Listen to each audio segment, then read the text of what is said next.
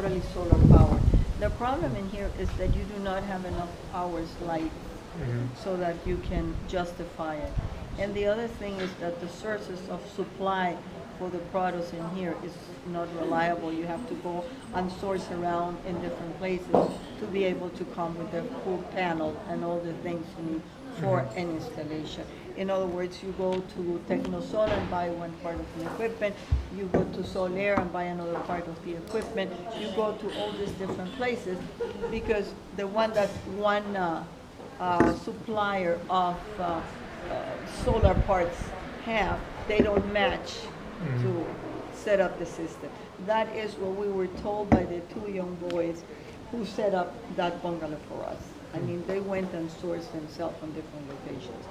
Now, you may not have the problems that we have in the sense that we have this bungalow and we have it limited. That there is a lot of no-nos. We are not supposed to put a hair dryer. We are not supposed to put different high-consuming electricity equipment, but they can put up a computer, an iPad, and all those things. And people don't go by the rules. They just tell, I don't know what happened. Do you know anything about whether you're using inverters or battery packs? And that one we're using battery packs.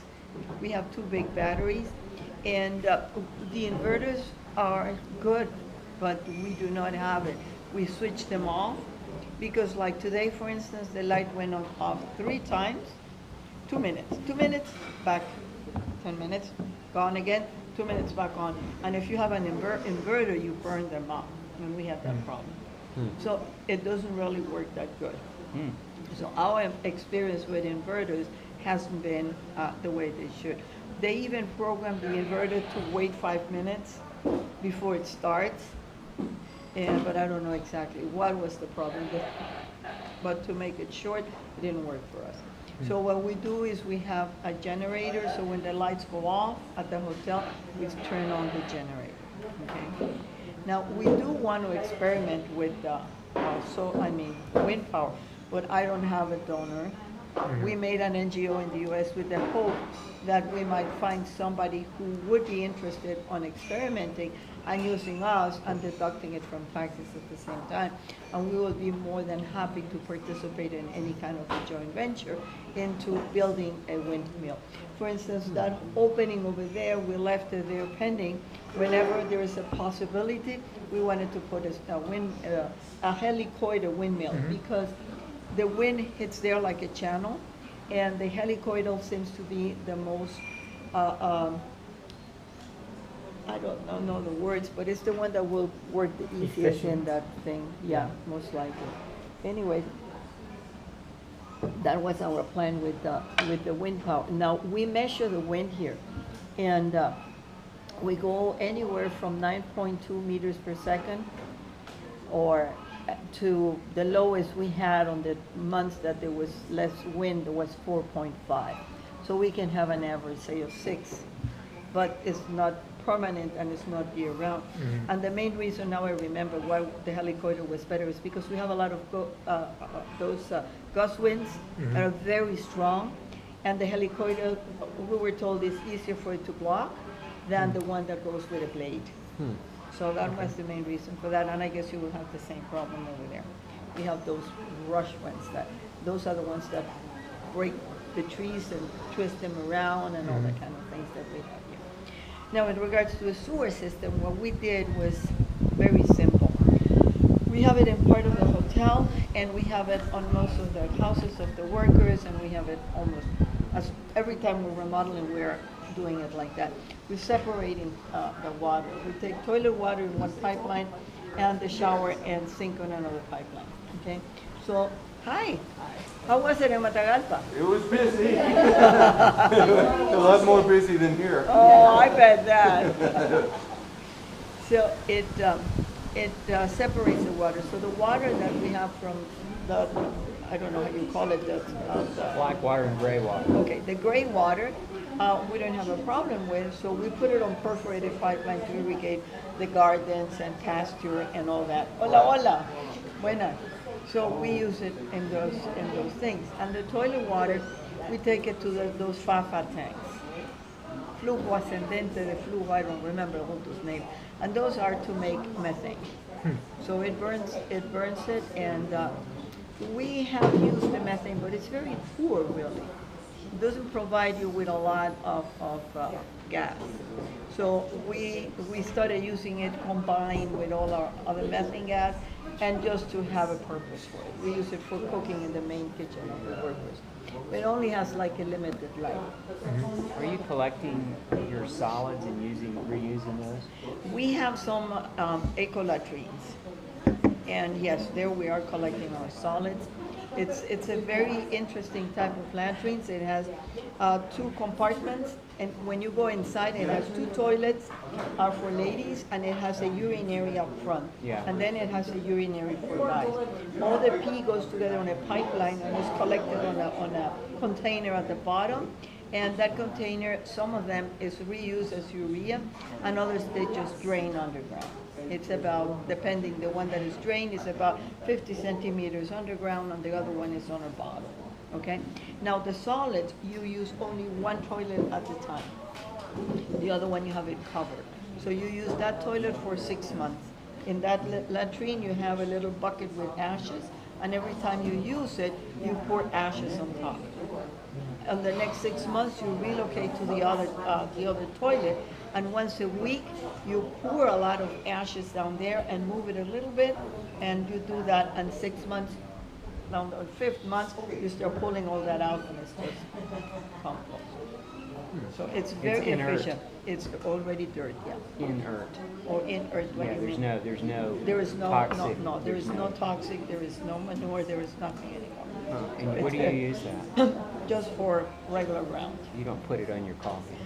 Not really. Sometimes they add it onto the compost bins, and others they just put it on flower beds, and it's fabulous. It's a great compost. They also pour it on the citrus trees. You know, we're thinking about 350 bodies for long periods of time, and so So we it can't- will help. It will do a lot better, because you cannot too many people in those latrines. You need to have a few of those. Well, we've decided And that if you those don't- latrines will not work for No, Nicaraguan but kids. yeah, The kids will just, yeah. we have to think worst case scenario for Yeah, kids. in that case, you're better off using the methane, trying them like that, because even if you don't use the gas, you are cleaning up that water. Well, what I want to do, I read the book, The Soil and Its Health by Sir Albert Howard, combined with your thinking, I've been thinking, we've got to collect our waste. Yes. And make it inert, and then reinsert it back onto our land. Is You there know, some way we could Yeah, dry we can out go, our wa- no.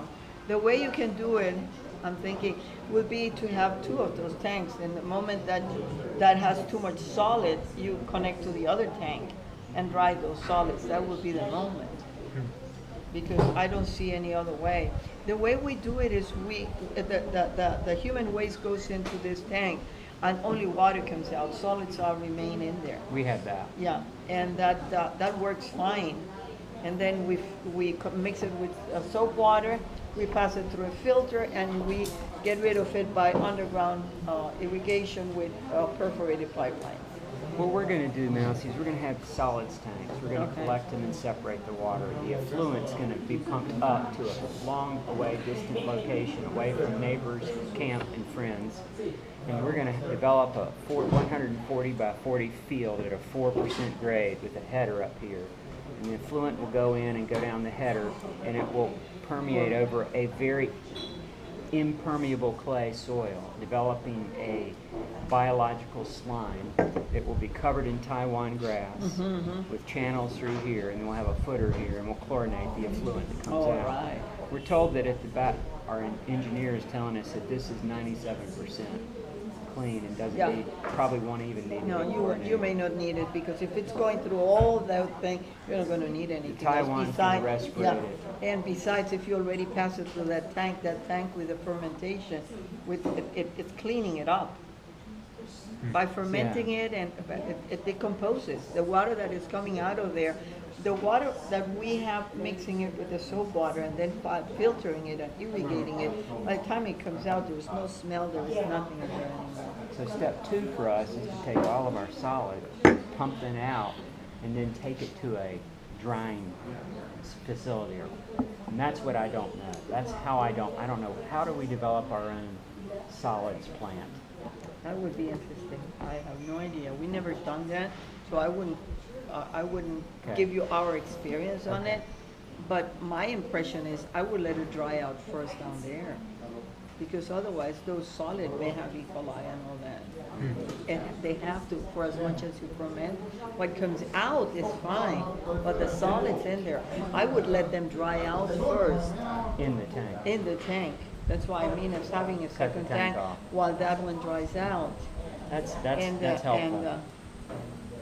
because otherwise all you have is a transfer of E. coli somewhere, and that is not going to be beneficial for you.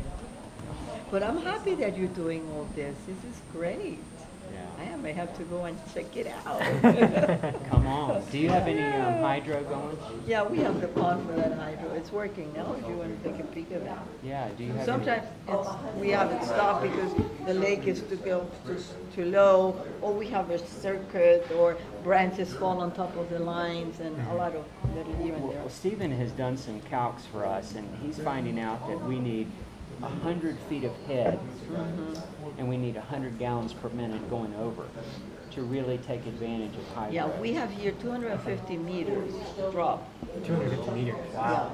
Yeah. And we only produce like 35 kilowatts because we have a long ride for it to go down. 35 kilowatts per. I don't know how they measure that. I only know we produce 35 kilowatts. I don't know if that's per hour, per measuring. I don't know how Probably they measure a it. month. Yeah. Yeah. Yeah, consumption, but comes out it's 35 kilowatts. When we installed on that, when we did all the work, we were told we were going to generate 80. But then again, we still had additional 80 meters further down. We didn't do that part because up to that point, we could use PVC pipelines. From that point down, we needed steel pipes, and we didn't have access to them, and they were extremely expensive. So we stopped it there. We have plans of either going further down and looking for those pipes, or making here another pond and using the other 80 meters. But So you got Lack of 70 money. meters from up there? no, we use it from here down. Oh, wow. Yeah.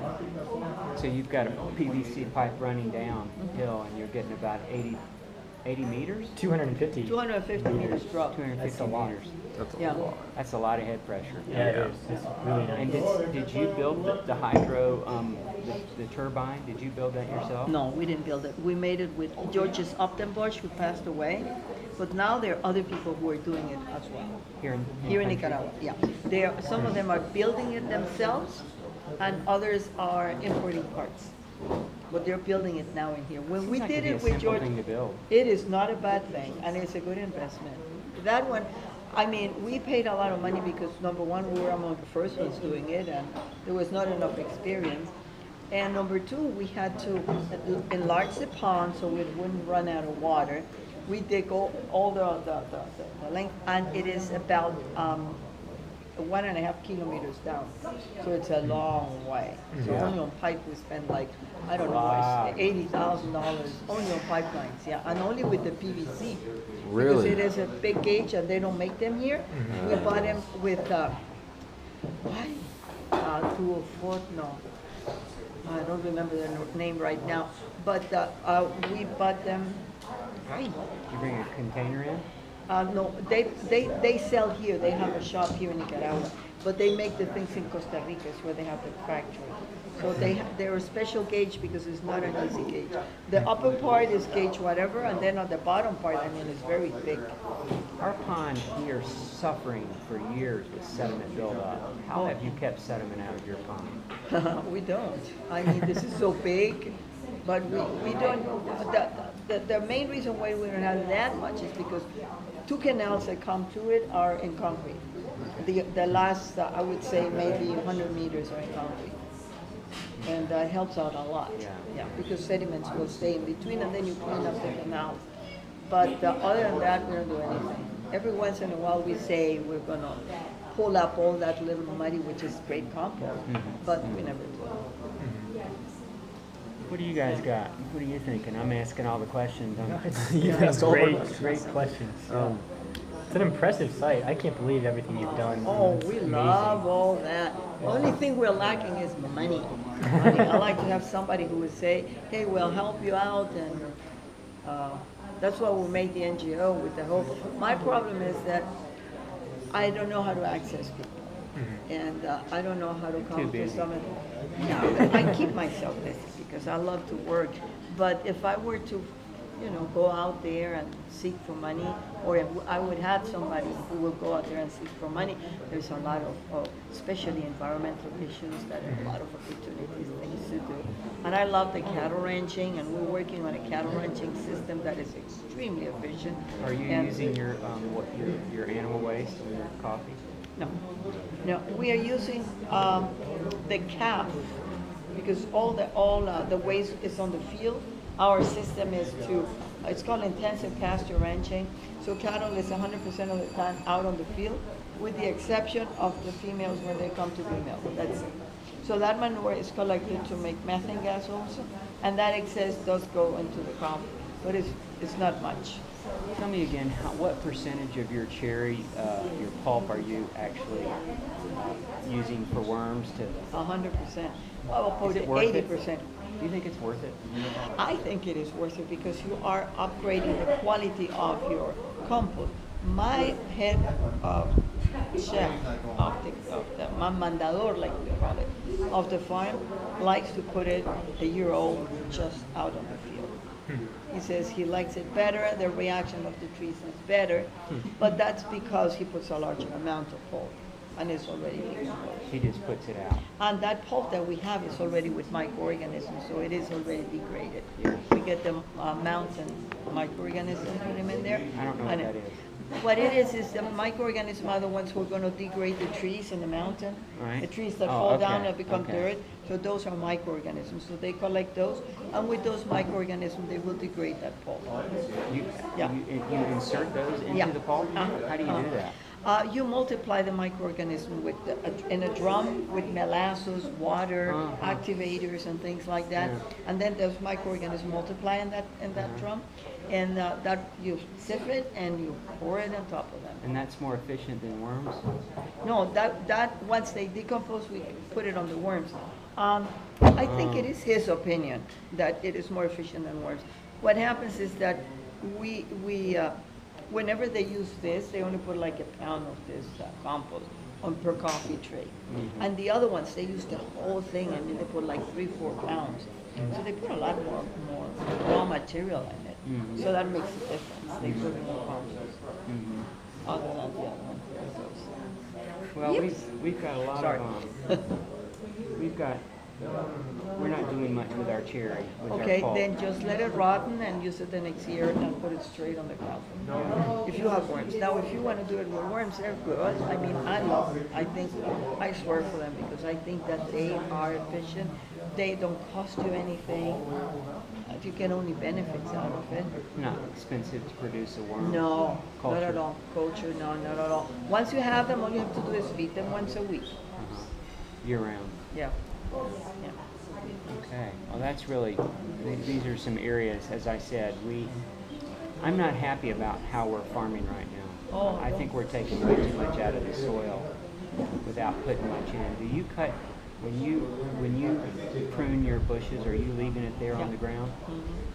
The only thing we take out is the firewood that is needed for XYZ. All the rest is rotting on the floor.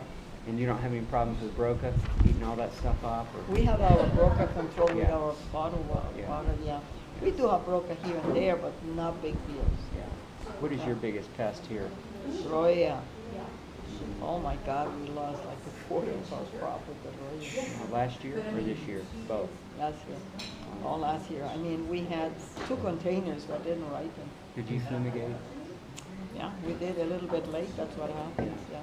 We thought that we could keep it under control with just sulfur and calcium, but it didn't work enough. I went and visited Gustavo Blandon and his farm up in Jinotega, and he was hit pretty hard. He's got a big farm too. I don't know if you know Gustavo. But I know the name now, but yeah. Yeah, it hit us very bad. That's why I'm broke. So I'm struggling that's this year. expensive stuff. Yeah, I had to cash in my life insurance in order to fill up last year, and I don't know how we're gonna do this year because I don't have plenty left. Yeah. Are you guys still doing about 10 containers? Is that No, I did 7. Wow. 7 last year, and this year I'm hoping at least for 8 to see if I can make it. Yeah, so you're replanting. Are you Yeah. actually digging up stuff? Or No, you no, just- we're using those duetes. Those are the best. We barely use any soil, if any soil at all. We only use like sand from the rivers, and we use there is a estopa, they call it. It's a material you buy, but it's an organic type of stuffing, and then you use like rice husk and all those things, and that's what goes in there. That's your nursery plant. Good. Yeah, we're planting now. I told them all of August we're planting. I hope by September I don't have anything else to plant. Are you doing anything other than Catura? No, yeah, we're planting a lot of catimores. All the bottom part is only catimore. Where we hit the worst with the roya, I'm putting catimore. Yeah. There's no other way. In the market in Atlanta and the West Coast is buying that stuff pretty Yeah, good? what happens is that what we did is we bought a lot of catimore and of coffee, and but I use it in cherry, and we defaulted here, and we left it with the mucilage, and it added a lot to the flavor with it, so it wasn't that bad. So You know, they we would did that take it this like year that. too. We're going to do that next year. Yeah, We're gonna that's the dig only it way dry. of really lifting it up a little bit. Yeah. Did you get a better price for that? Did you sell it? No, I got my thing. I get a good pricing out of it. I get a good marketing. That's something we did in the past, and we have a good relationships. Yeah. So, yeah, We're we selling get a ours good on price. the West Coast for about $2.25 right now. That's a very good price. Is that It's a what very you're good getting? price. Yeah. No, I'm getting 210, Uh-huh. and but I consider it a good price. So this is Atlas Coffee. Their differentials are about 55 cents to the market right now. That's so very that's good. kind of what we're Yeah. getting for the SHG. Yeah, that's very good pricing. Yeah, the advantage I have with these people is that they will take anything I produce. Anything what? I produce. Yeah. Yeah. Well, You wanna one go see day. then? I have a quick question. We're looking a lot at the climate here in Matagalpa particularly, and that's really been how we've been trying to find out whether solar is an option, like you just kind of told us, whether wind's an option, all that kind of stuff. Do you know if you collect climate conditions, whether it just be rain or wind, or know of anybody We that used does? to have, we had a meteorological thing on the school. Oh, wow. Took it away from us. We have, I think they do have a rain meter. Okay. That's the only thing. No temperature. Okay. No temperature control. We're looking into doing long-term research. A It year, is worth it. It is and worth it. We have like relationship from prior years, but only rain as far as I know. Okay. You have good data on your rain? Do you keep that? Yeah, I presume we have it. Chico Kil, ¿me escucha? We'd love to hear what your rain data's been. Yeah. Because I'm sure it's very similar to what we're doing. Yeah, more or less. We have more or less the same thing. Canducho, Canducho. I'm having problems with my radio. Because You got somebody those said, Condor communication radios? That's yeah, what we no, have. we have our own. We how you say this? We send them to burn the frequency. Yeah, So we right. have our own frequency. Right. Aló, Eduardo, ¿me escucha vos? See, they work until 2. Man, So, okay. yeah, gracias. So, nobody's answering. But I'm pretty sure they keep that track. Okay. That record. Yeah. Would you, how would you feel about our contacting your coffee head, talk turkey with him? If I sent Mario and your coffee head, Mario is our coffee guy. Send And him very where to? interesting. Well, I'd love for him to talk to you, to talk about this soil that you're talking about for your nursery, your plants. Oh, yeah, sure. That kind Send of him thing. over. He can talk to our foreman, Don Goyo. What's his name? Goyo. Goyo? Yeah, Don Goyo. Yeah, he is our our foreman, and he can talk to him. If he has time, he'll show it. Otherwise, he'll just put him with the people who do it, and you can see everything there. We Okay. don't hide anything. Yeah. Well, We love to share. we know that, and you know, you guys have been Yeah. huge for us. And I wish there's some way we could repay you guys for all that you've helped us. with. Well, If we can have these get a guys climate- here come over and see if we can put up a windmill there.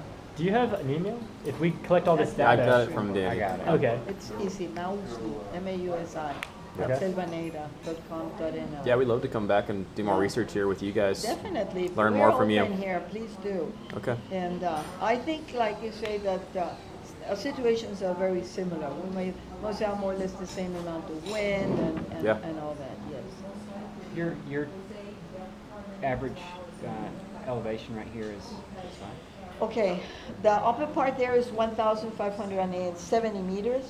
Here we are at 1,260. The coffee goes from 1,350 all the way to 860. 860. We are a mountain slope.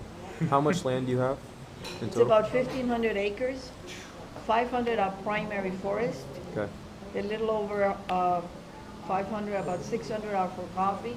Okay. And the others is everything else. I mean, Okay. we have about 12, 13 kilometers of roads, inside roads. Mhm. We have about 30 creeks, and all the creeks have about 5 meters on each side of protection. Okay.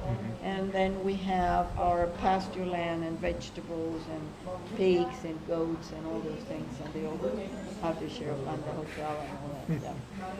Wow. So all that added up makes, Very impressive. yeah, makes it 1,500 acres. Yeah, you Well- want to go see the hydro or something? Yes. Yeah, let's do that. Yeah, what would you like to go see? The hydro, definitely. And I mean, I love the German influence. It's kind of